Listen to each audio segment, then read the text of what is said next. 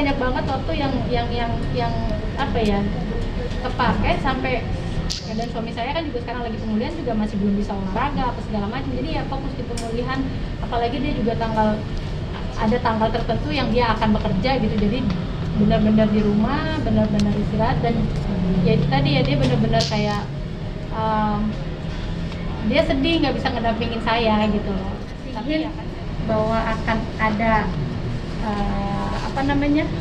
tersangka lainnya, ya sekarang tinggal lagi tuh Pak Petrus, ya belum, Kakak Subdit, gimana Pak, gitu, sabar, oke, ya udah, saya sih sekarang semua tuh sedang berproses gitu. Jadi kembali lagi, segala sesuatu itu kan nggak ada yang instan ya gitu. Saya juga memberikan respect saya, hormat saya kepada para penyidik, polisi, para siapa lagi yang aku nggak sebutin nih nanti, siapa itu?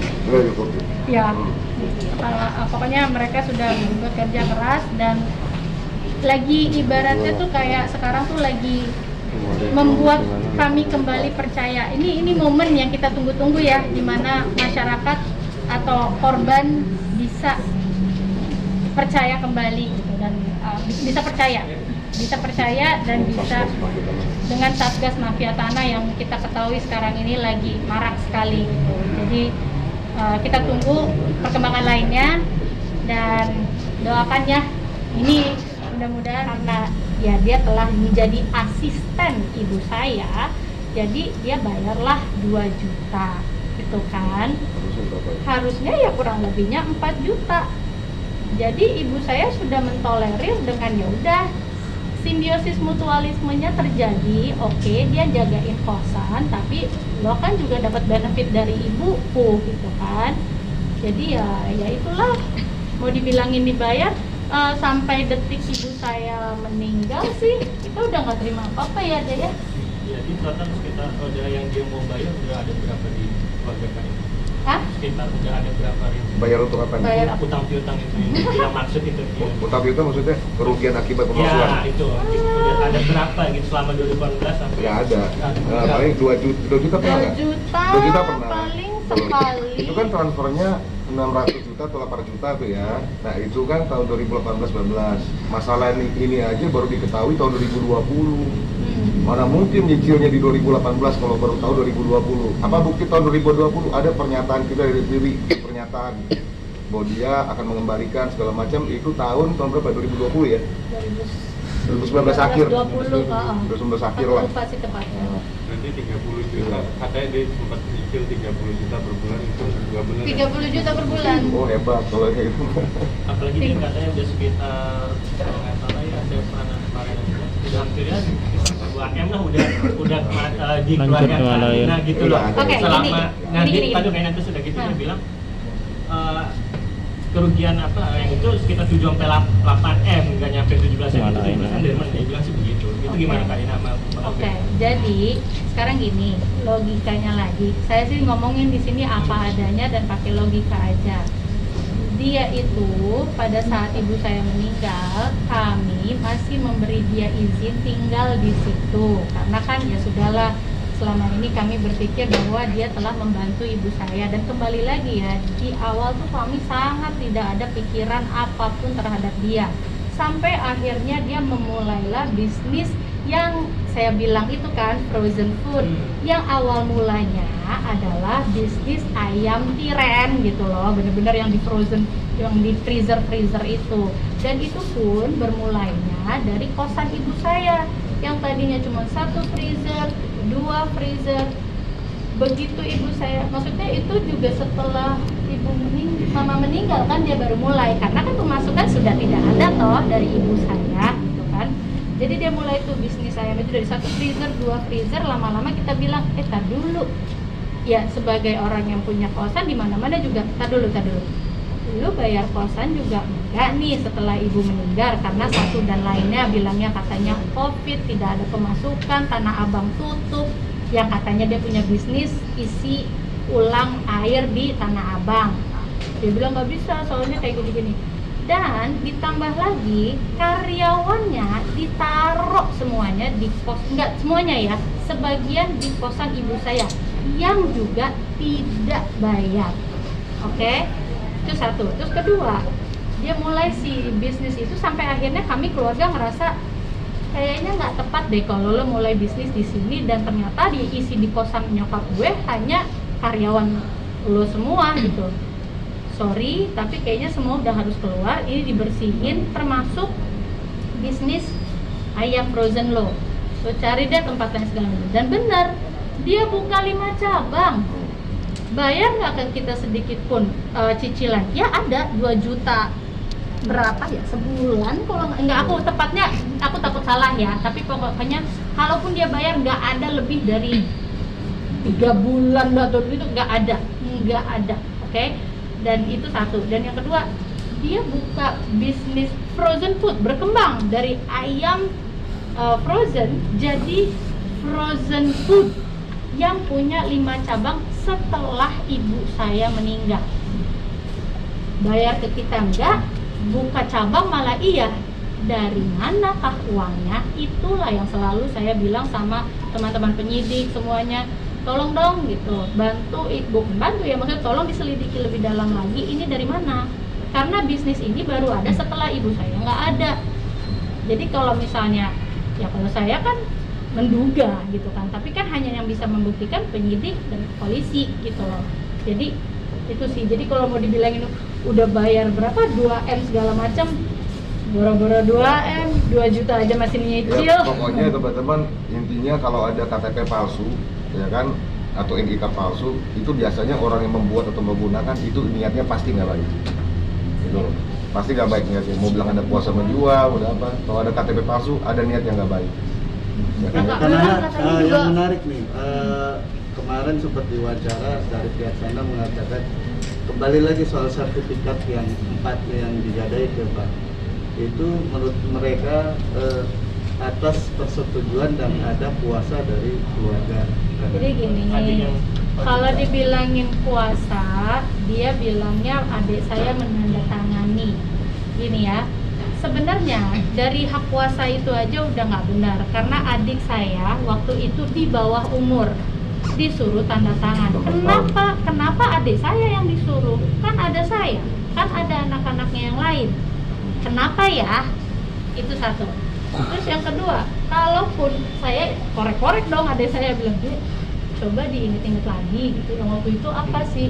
Saya bilang, "Ada sih Dina memang, tapi Dede juga sama-sama, tapi Dede inget banget yang ditandatangani adalah surat kuasa untuk mengurus surat hilang, dan tidak dicantumin tanah yang mana, apa-apa tuh nggak ada sama sekali. Dan kembali lagi, dia di bawah umur. Buktinya juga sudah sama penyidik gitu loh. Terus dia bilang satu lagi, kakak saya juga perempuan, ada Vinta gitu, tanda tangan surat kuasa. Kembali lagi, dia bukan hanya bermasalah sama saya dan ibu saya, kakak saya pun juga kena gitu loh sama dia. Tapi ya udah, itu kasus lain, tanah yang lain. Gak ada hubungannya sama ini. Gak ada hubungannya sama ini, tapi ya kakak saya ngurusin surat kuasa untuk surat yang satu lagi. Jadi silahkan kembali lagi Anda pengacara dari kuasa hukum dari pihak tersangka, silahkan bercuap-cuap. Kembali lagi, ini semua datanya sudah ada di penyidik, biarkan penyidik dan juga polisi yang menyelesaikan ini semua gitu loh. Jadi coba adiknya yang itu masih ingat nggak pas itu umur berapa dan tanda tangan masih ada pas umur berapa, terus ingetnya apa tuh pas lagi itu di surat tanda tangan? Pokoknya itu saya masih SMA ya, kurang lebih itu masih kelas 11 SMA. Masih kelas 11 SMA, dan saya ingat banget itu orang di waktu itu kan udah sama penyidik juga. Tulisannya emang pengurusan surat-surat yang hilang, udah di situ doang. Umur berapa saat itu? Sekitar 15 atau 16 lah. Itu di saat itu ada Kak Ina atau ada Kak Rama? Nggak ada, saya cuma bertiga doang, saya, ibu saya, masih Riri. Emang ibu saya minta tolong Mbak Riri untuk ngurusin surat-surat yang hilang. Bukannya yang sekarang kita telah ketahui ternyata suratnya dicuri untuk kemudian dibalik nama. Ya, tapi yang soal penetapan sampai setahun nggak boleh keluar itu udah nggak sih? Ya tinggal dibuktiin aja gini ya. Oke. Lagi-lagi saya bilang yuk kita pakai logika aja. di mana letak penyekapan kalau seseorang bisa keluar masuk dengan bebasnya dengan handphone, bisa katanya membawa polisi ngelapor ke tempat kita. Lah, gimana caranya penyekapan kalau lu bisa ke kantor polisi gitu loh? Gimana? Kecuali gitu, wah dia nggak boleh pergi apa segala macam ini. Handphone diambil, ya boleh itu bilang penyekapan. Orang dia bawa handphone, dia bisa ngecek setiap hari, dia bisa ngecek ke 5 cabangnya si frozen food ini. Itu gimana caranya kalau dia disekap gitu? Nah, tadi Kanala sendiri udah diperiksa di Polres Barat, Pak? Sampai detik ini sih kami belum terima laporan ya gitu. Jadi makanya kayaknya pihak kuasa hukum hanya membesar-besarkan, menakut-nakutkan, I don't know. Tapi sampai detik ini sih kami belum ada. Belum terima surat belum terima surat panggilan apa-apa terkait Polres Jakbar atau laporan dari Riri. Kita nggak terima surat panggilan apa-apa. Tapi artinya santai ya menanggapi laporan itu? Ya, laporan itu? Sejauh ini Laporannya gimana responnya? ya kalau kita kan selalu berpegang teguh kepada bukti, ya? bukti dan juga biarkan kebenaran yang akan menunjukkan diri sendiri dan apa ya, dan akhirnya akan terbongkar kok semuanya. Oke, santai lah ya. Komunikasi Bang Fajar pas dia tahu kan ada gimana respon pas dikasih tahu kalau Bang Fajar ibaratnya dilaporkan sama pihak Riri.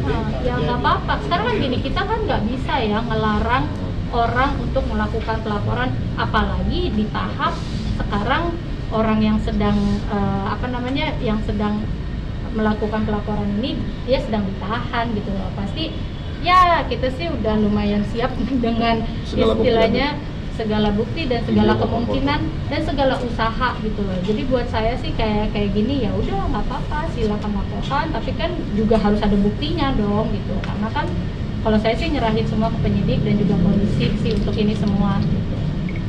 Biar saya fokus lagi lah sama orang tua saya gitu. Karena selain penyekapan katanya menurut pengacara PSI desakan-desakan seperti setelah peninggalan almarhum apa katanya pihak keluarga baik karena adik-adik dan juga kakak sempat kayak mendesak diri untuk membagikan warisan seperti itu. Astaga, ya Allah. Enggak sih, saya sih nggak akan komenin kayak gitu, itu biar aja. Kembali lagi buat saya Fokus ke permasalahan. saya fokus ke permasalahan ini. Kita tuh lagi menghadapi sesuatu yang besar loh. Karena setiap harinya saya mendapatkan DM dari teman-teman yang juga menghadapi kasus mafia tanah gitu. Nah, buat saya tuh saya memberanikan membuka ini semua. Insya Allah bisa juga jadi pembelajaran buat teman-teman. Dan buat saya tuh sekarang senengnya ada beberapa orang juga yang misalnya nge-DM gitu. Nge-DM tuh bukan hanya support pasti, tapi banyak juga curhatan yang terkait dengan orang-orang yang sedang kita proses gitu loh. Jadi dari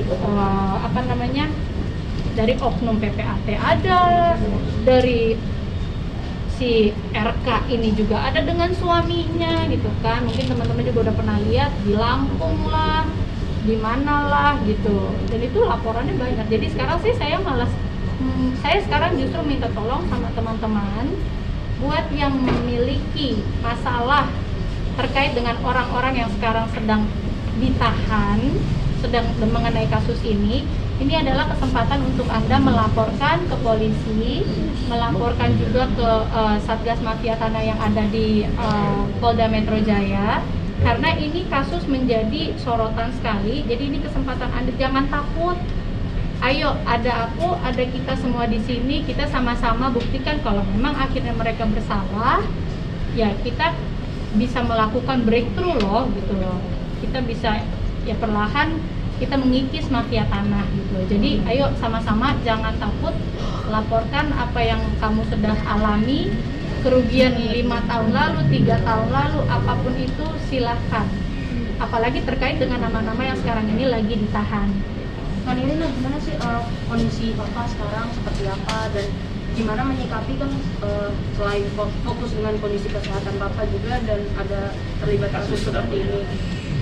Ya makanya buat saya sih dari kemarin kan beberapa teman-teman dari wartawan juga boleh nggak minta waktu, boleh nggak kita wawancara. Jadi gini, aku tuh sekarang kepalaku tuh lagi kebagi, ya udah pasti kan saya sebagai ibu saya harus mikirin kesejahteraan anak-anak saya juga. Saya sebagai istri, saya juga memikirkan suami saya yang baru saja keluar dari rumah sakit gitu kan. Dia terkena liver yang perlu istirahat.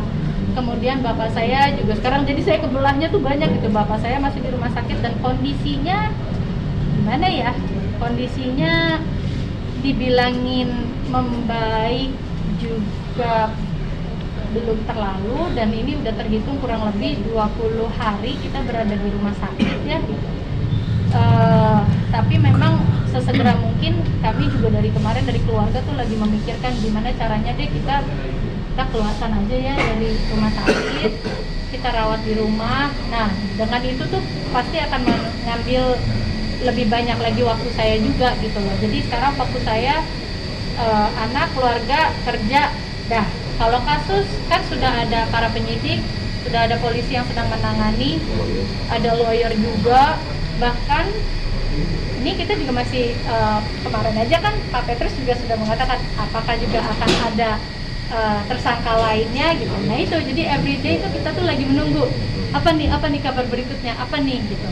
Setiap hari aja saya dapat laporan, kok saya kena ketipu juga sama IR, kan saya ketipu juga sama si F, si oknum PPAT notaris itu.